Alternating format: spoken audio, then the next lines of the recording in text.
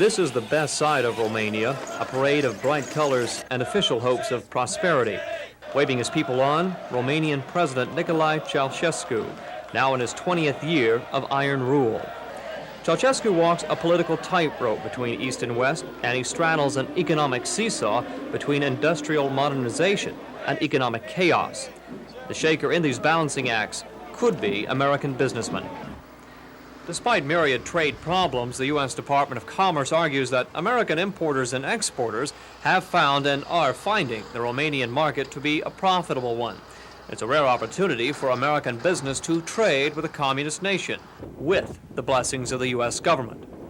Romania, Hungary, and the People's Republic of China are the only three communist nations which have been granted most favored nation status with the United States, which allows Romanian goods to be imported into the U.S. with low or no tariffs.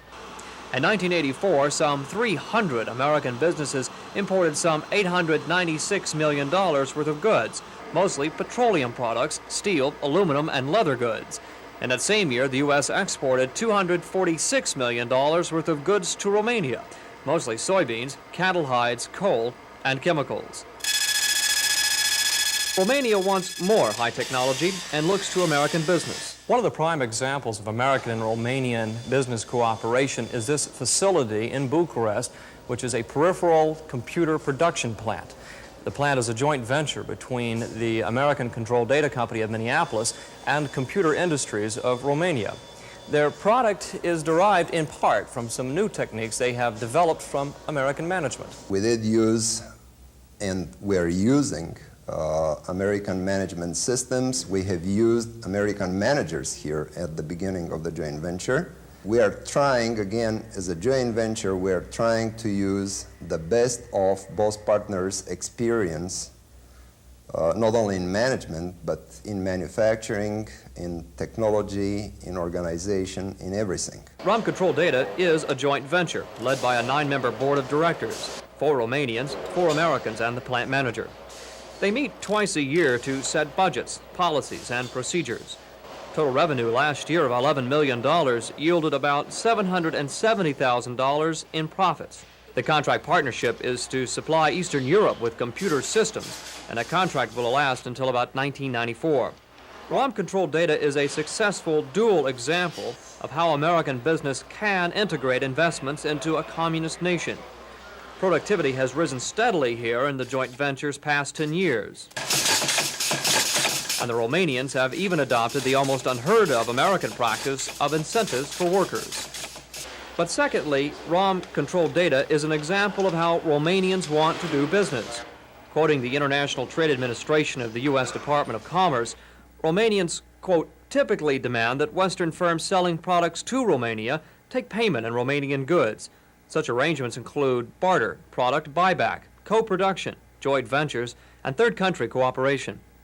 So how do the Romanians like doing business with Americans? Working with the Americans has been at least exciting. Exciting, yes, but the International Trade Administration believes also in the near future that American business can make money in Romania in microelectronics, labor-saving technologies, and energy development. Agriculturally, Romanian plans for development open investments in livestock, crop production, and land use. Overall, the Romanians are anxious to at least talk. And the American businessmen will find here partners which are interested and open to implementing such kind of technologies. Higher technologies may first need technological transfer clearance by the State Department. The Commerce Department says U.S. businesses which can accept counter-trade or joint operations which circumvent Romania's current cash flow problems will have the best access to Romanian markets. The bottom line, be careful. The U.S. Department of Commerce sponsors investment promotions, but also recommends reading a hefty amount of information that is provided free by the International Trade Administration in Washington. Finally, continued congressional charges of major human rights violations could put most favored nation trade status with Romania in jeopardy next year. The Reagan administration believes trade with Romania keeps her more independent of the Soviets and increasingly responsive to the needs of her people. For any future American business ventures in Romania, there will be stability, but it is the stability of a Stalinist regime. With or without most favored nation status, Romania is still an enigma, wrapped in a cloud of bureaucratic mystery. In Bucharest, I'm Jack Trammell reporting for the Nightly Business Report.